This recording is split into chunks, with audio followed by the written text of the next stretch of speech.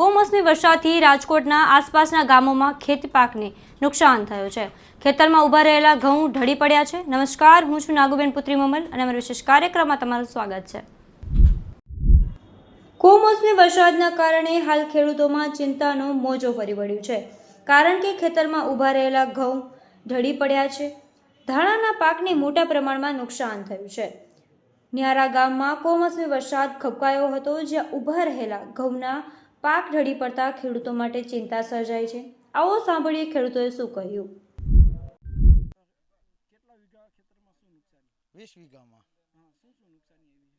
સંપૂર્ણપણે પાક નિષ્ફળ જ છે। 5 વાગે સાહેબ, 5 વાગે કાલ વરસાદ આવ્યો હતો। સંપૂર્ણપણે પવનની લહેરો જાજી હતી, એના હિસાબે પાક બધો ઢળી પડ્યો। 20 વીઘામાં નુકસાની છે। 10 થી 15 હજારનો ખર્ચો થઈ ગયેલો છે આમાં, અને હવે રોટાવેટર જ હાંકવાનું। ખેડૂતો માટે કેવી ચિંતા? બહુ જ શું સ્થિતિ સર્જાતી હોય છે? કાંઈ હવે સ્થિતિમાં કરવું શું આમાં કયો? તમારા ગામમાં કેટલા ખેતર હશે આવા કે? 200 થી 250 ખેતર છે।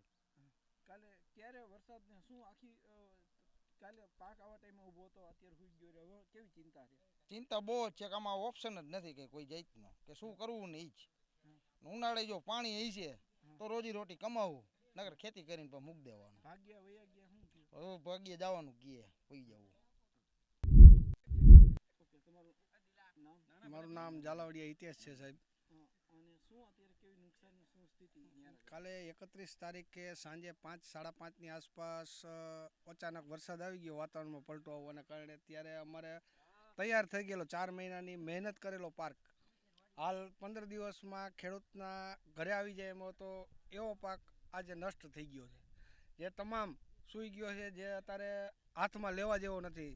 એવી રીતે ઘઉં છે, અમારે ધાણા છે, તલી પાક છે, ચણા છે, આ કલેંજી છે, આ 4 પાક 5 પાકમાં અમારે ઘરે કાંઈ લઈ જવા પણ નથી।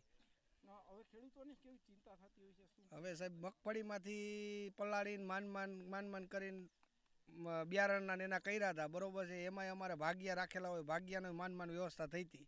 હાલ આ બીજું માર આવ્યો છે ખેડૂતો માથે। તો હવે કેવી આમાંથી કેટલા રૂપિયા મળે આજે પાક? આમાં કાંઈ નહીં સાહેબ, હવે ખરાઈ દઈએ ને એટલે રોટાવેટર મારીને હવે જો ઉનાળુ પાક થાય કાંઈ કોઈ તો થોડી ઘણી રોજી રોટી નીકળે, એ જ, બાકી કાંઈ નહીં। આ સમગ્ર મામલે આપ શું વિચારો છો, કોમેન્ટ કરીને અમને જરૂરથી જણાવશો। અત્યાર માટે બસ આટલું જ। ધન્યવાદ।